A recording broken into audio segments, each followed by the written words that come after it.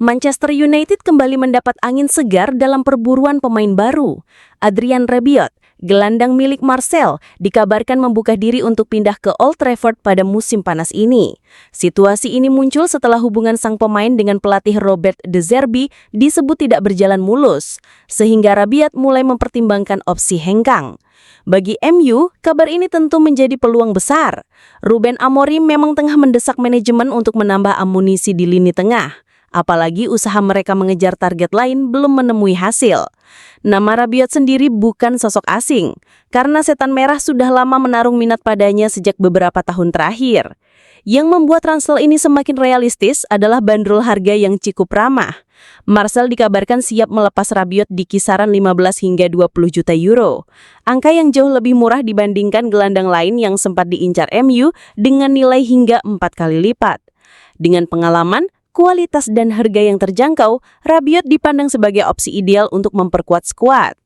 Kini semua mata tertuju pada langkah manajemen Manchester United.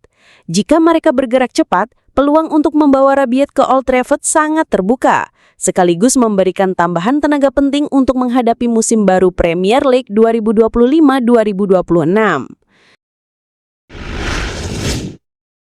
Benjamin Sesko akhirnya mendapatkan sorotan besar setelah resmi berseragam Manchester United.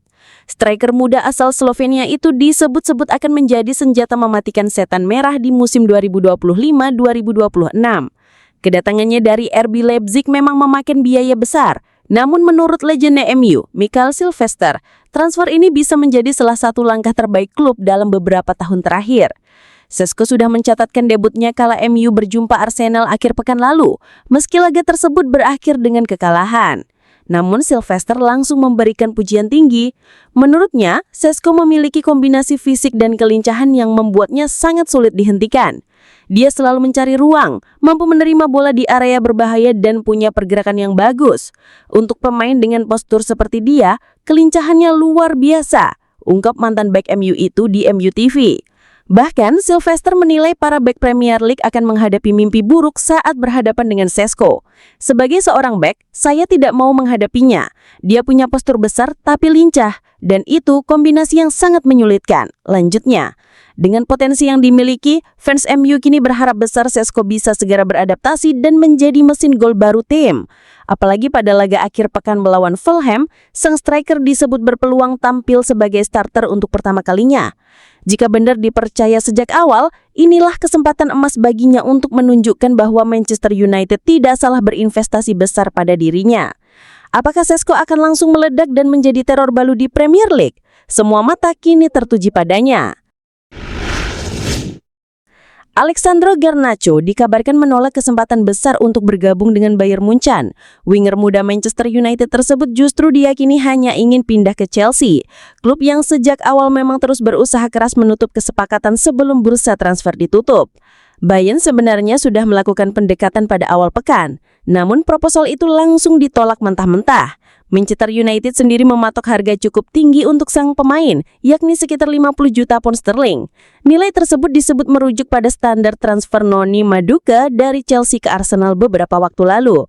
Di sisi lain, Chelsea menilai harga tersebut terlalu mahal. The Blues mencoba menekan bandrol agar lebih mendekati angka 40 juta pounds. Walau negosiasi berlangsung alot, manajemen Stamford Bridge optimis bisa mendapatkan Garnacho.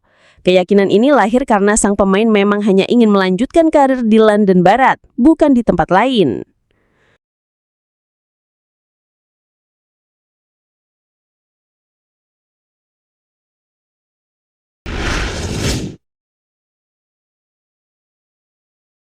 Manchester United boleh saja aktif mendatangkan wajah baru di bursa transfer musim panas 2025.